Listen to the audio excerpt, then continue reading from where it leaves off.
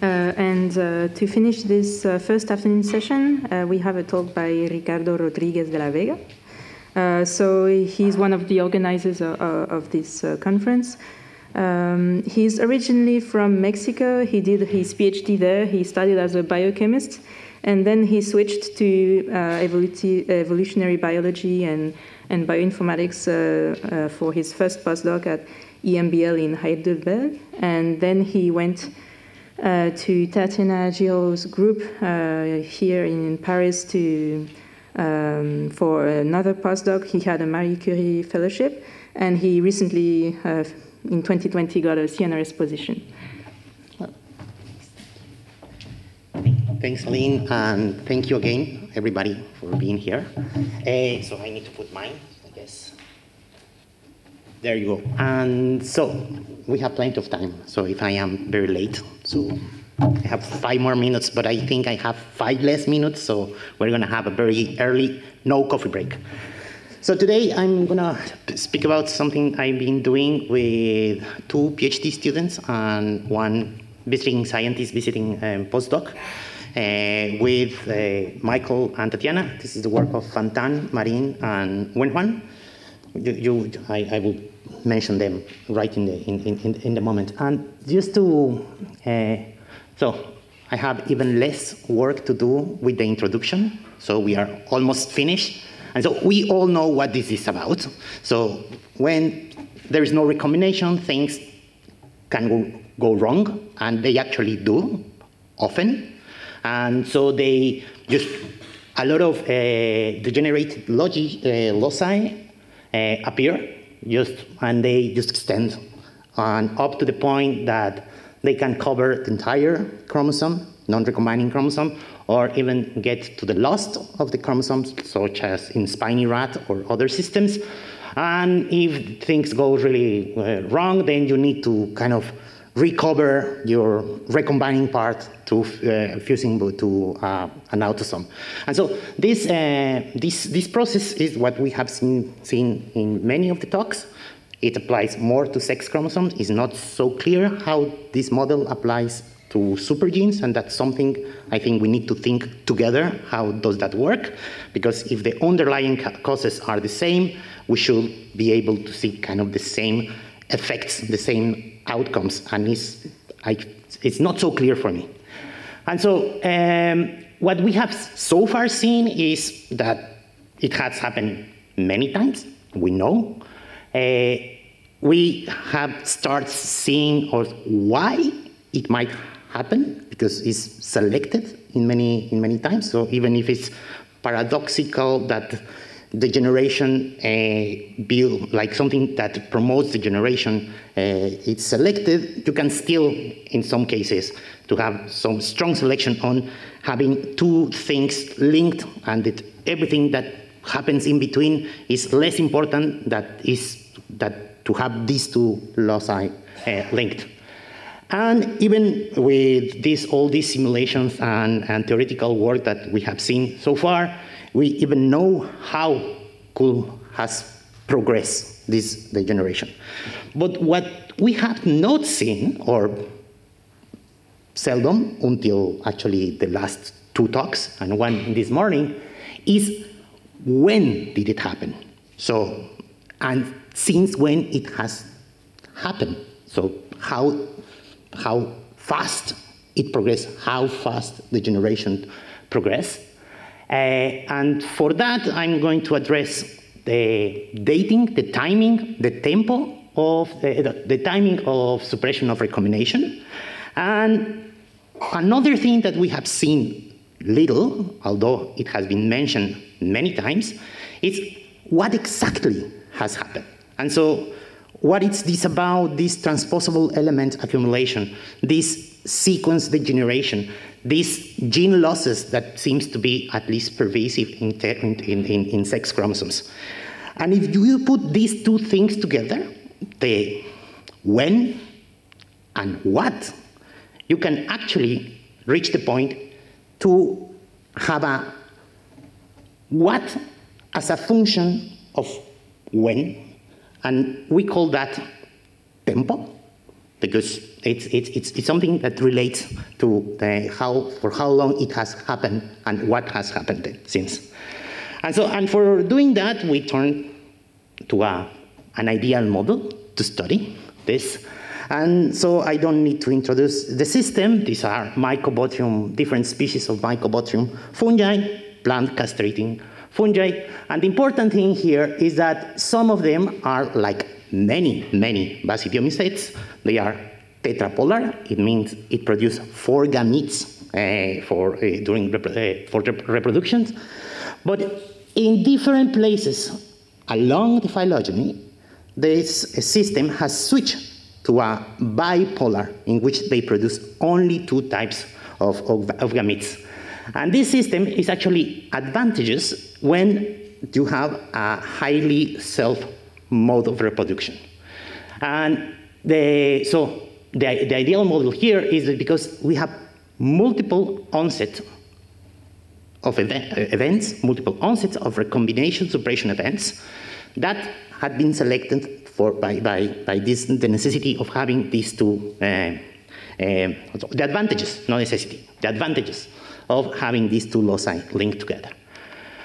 And so, so we were lucky to start early in the long read sequencing, and what it was maybe not so expected at the beginning, because if you see this phylogeny, you had, sorry, I didn't mention, but another explanation of this pattern, it will be that you stop recombining there, and then you revert to tetrapolarity, so having 2 different sex mating type chromosomes. But when we start sequencing and ensemble these genomes, what we realize is even in the case of these 2 species that are separated for over 12 million years, the gene order conservation, and these are plots are actually very similar to what Simon presented this morning, and these tracks are just almost complete conservation of synteny, a few rearrangements, and between mating types there is virtually nothing. There are almost fully recombining mating type chromosomes.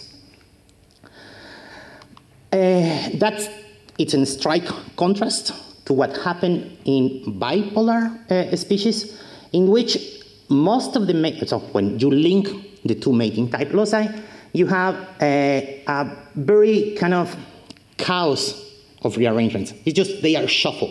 Everything that was in between that is in between the 2 mating type loci, they can switch. So they appear in different positions in the 2 mating type chromosomes.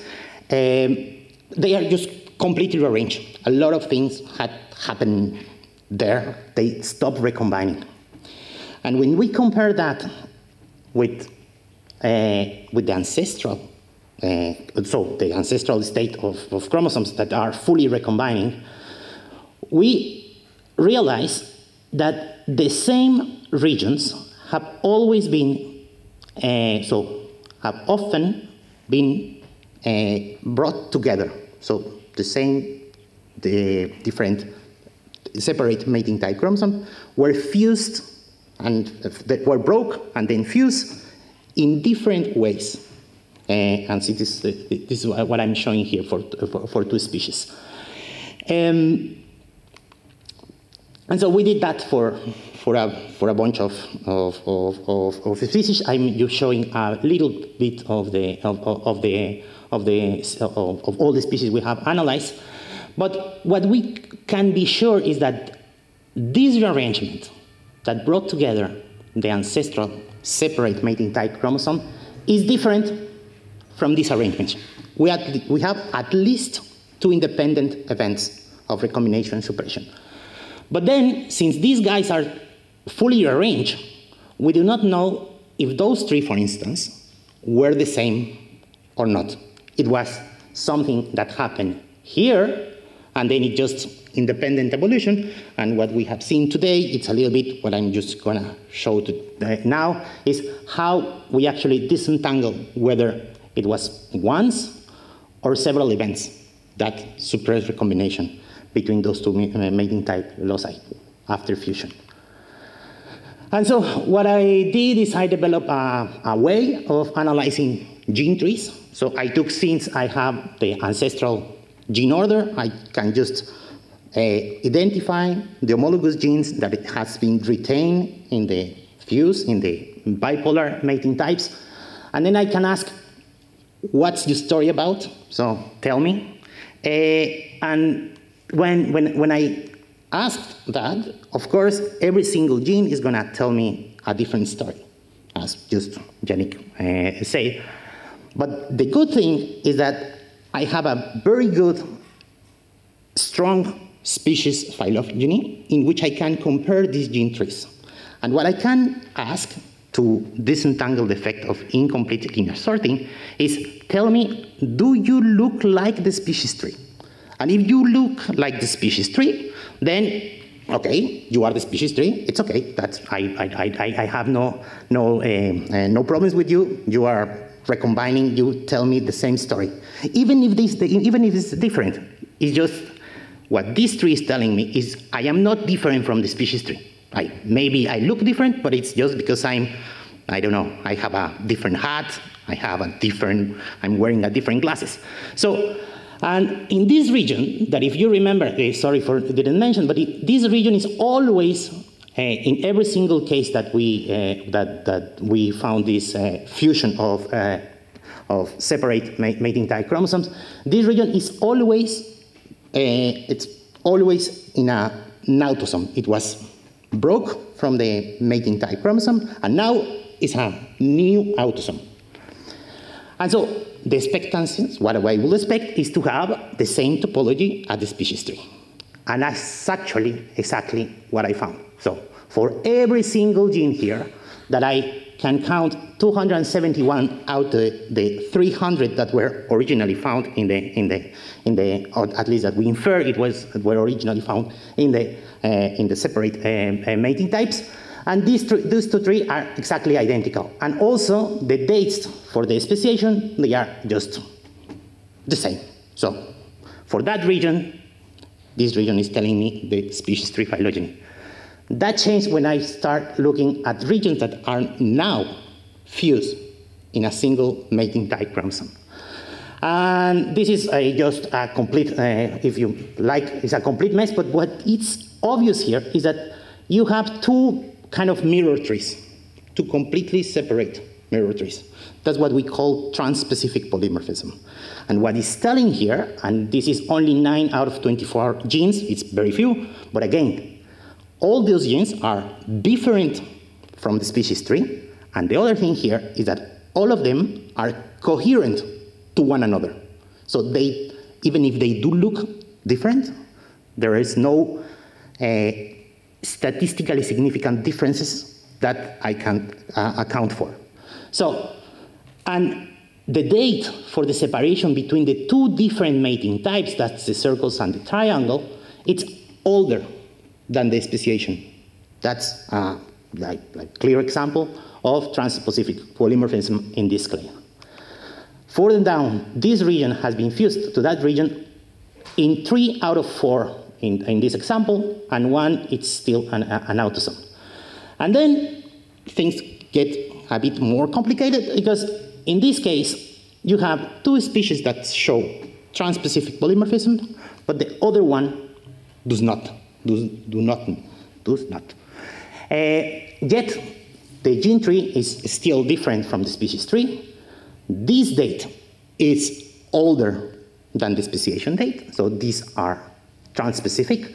There is a larger proportion of genes conserved in that region. And finally, in this region that it's always involved in the mating type, then we have gene tree that is mostly identical to the species tree, but for the branch length. And this branch length is just that the separation between the two mating types that you will expect to be almost 0 if they were recombining, they are a little bit longer. So what we conclude from here is that in this clade, there was a single linkage event that brought together the two mating type loci, and then it was followed by a stepwise recombination suppression. So we did for a bunch of species, and so what I'm highlighting here, the species are not important, is that this kind of gene tree, species tree inconsistencies, they are more or less common. They appear in different places of the tree, and that the different regions in the ancestral chromosome separated mating type chromosomes, they have been recruited more or less times in the current in the mating types, bipolar mating types that we can see now. So now we know what happened. So when it happened, we know it has happened several times, but we know a lot of those dates. Let's look at what has happened since. And for that, I'm gonna talk about the transposable elements, the degeneration of the sequence degeneration, and a particular case of gene losses. And so this is work by Marine Duhamel in the room. So she developed a pipeline that we need to annotate repetitive elements in a let's say in a way that we trust our annotation. And so she developed this pipeline that is called microtip, and it's available in GitLab. It should work for everything. It just put together a bunch of predictors of transposable elements. Then it makes kind of a consensus of what a transposable element for each genome should look like. And then it puts all of these together. And then if you put several species from the same genus, it can give you a list of transposable elements specific for that, for your, let's say, your clade or your lineages of interest. And so what she found is that they are not very rich in transposable elements. They are between 20 up to 20–30% of transposable element content genome-wide. There are three types of transposable elements that are more common. These are two like RNA-mediated transposable elements, copia and gypsy, and one DNA element, elytron. But what we want to look at here is there any difference between the autosomes and the non-recombining regions? We also put this is the pseudo-autosomal regions that are still recombining in the mating type chromosomes, in the fused mating type chromosomes. And what is obvious here is that there is not a lot in autosomes. Transposable elements are well perched in recombining regions. You have even less in the pseudo-autosomal regions, and this is perfectly expected, because since the pseudo-autosomal regions are smaller, the recombination rates in the pseudo-autosomal regions are larger. So selection against the purging of the transposable elements should be even better. This is exactly what we see for, let's say, class 1 transposable elements. Not so clear here, but they are very few anyway. But then they just go crazy and they invade the non-recombining regions in all the species that we analyze. There is not, maybe there is one that it's not so clear, but all of them is just boom, they go up. Then with Fatentan, that was a PhD student in the lab, we look at sequence degeneration. And for that we did two things. We look at the normal, as Yula said, is just non-synonymous versus synonymous substitutions, just to see the effect or the effectiveness, how selection is effective or not. But maybe more originally, we also look at the usage of codons. So we know the genetic code is degenerated itself. So we say it's because several codons will encode for the same amino acid. If you were to expect like just even usage of all the different codons, you will expect to have a homogeneous distribution of codon usage. That's not what happened anywhere, so there's always a codon bias. It might be something that is biologically meaningful or not. In bacteria, it seems that it's very clear that it is. In this case, it's not so clear, but what we found is that based on RNA-seq data of 2 species that are separated by more than 12 million years, we found out that the top expressed genes, so the 1% most highly expressed genes in these 2 species, regardless of where they are, they use the same kind of optimal codons. It's 12 million years of difference, and they are using the same codons preferentially. When we compare the mating type genes, the usage of codons in the mating type for the bipolar species, it was also not different. They are using the same codons. But the mating type genes in the non-recombining, the fused bipolar species, they are completely different. And this is just for leucine, and you can do this for all codons, all 64 of them, so all 20 of them, actually 19 because there is no. There's one that is not generated. And then we compare the frequency of optimal codons in the different compartments. Again, autosomes, pseudoautosomal regions, and non-recombining regions. This effect might look small, but it's actually quite for this kind of distributions in which you have hundreds, thousands of genes is actually like extremely, very strong. And then when Juan was visiting the lab, we started looking at since we have very good assemblies and very an annotation that we can trust on, so we have a good gene calling, and so we just look at the number of genes that are now, this is this axis, the number of genes that are now in the mating type chromosomes, whether in a species that are like in different mating type chromosomes, like this one and this one. And then we ask how many of the genes that are here and there, because these are fully recombining, so we assume they are a proxy for the ancestral state, are retained in the non-recombining regions that are originated by the fusion of these 2 mating type chromosomes. And so we go from anything from like a little less than half to like 75%. So between half and 75% of genes had been retained. And then we ask, in at least one of the mating types, and then we ask how many of those has lost a copy in the other mating type. And this is the points here. And that you can see is in recombining region, in fully recombining mating type chromosomes, there's very few losses. So there is very few asymmetrical losses. But in the species in which you have recombination suppression, you have something between 10 and 20% hemizygous genes. So they are in one, but not in the other.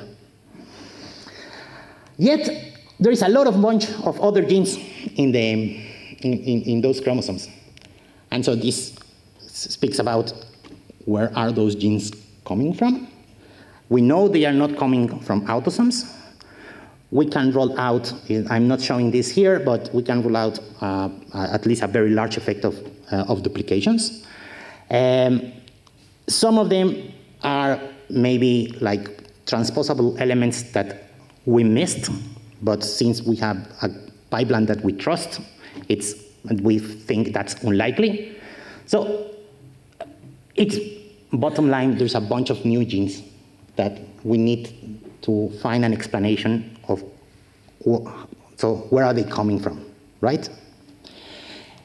Some of them are shared in more related species, but there are very few between this and this one and this one. So we still do not know. But now that we know what has happened, now let's look at how fast it has happened. Yeah. And that's what we call the tempo. And to go quick in this part, this is the accumulation of transposable elements versus the time since suppression of recombination. You have a very sharp increase and then a perfect, almost perfect plateau. In the case of sequence degeneration, you also kind of, the trend is much more or less clear, but it kind of drops very quick and then also flattens. And in the case of asymmetrical gene losses, it seems that it just follow a line. So it's like, this is what you would expect, because the more degenerated you are, the less genes you have, and so it's not what you would expect, because the more degenerated, the more losses you have, the less chances of losing something again, right? Because you already have very few. But it's counterintuitive. So what did I say? It's that the extension of within non-recombining regions can progress in a stepwise manner, even within. The accumulation and sequence degeneration like grows faster or decreases faster and saturates. But then gene losses continues, but it seems that new genes appear. One question that remains is, why are these different tempos? And if I want to put just one last analogy, is that this degeneration is dancing different types of music. Some of them are dancing rock, some of them are dancing salsa, some of them are actually dancing just African rhythms. They have a different tempo. And another thing that maybe I would like to invite you to Marine's defense next week is how these different degeneration features actually interplay. And with that, I finish. Everybody, so many of the people were involved, Paul including, Osgur, Paul, Alidi, Jackie, Fanny, Mike from Florida, and Margaret, Dominic Bergerot. And with that, I thank you very much. Thank you.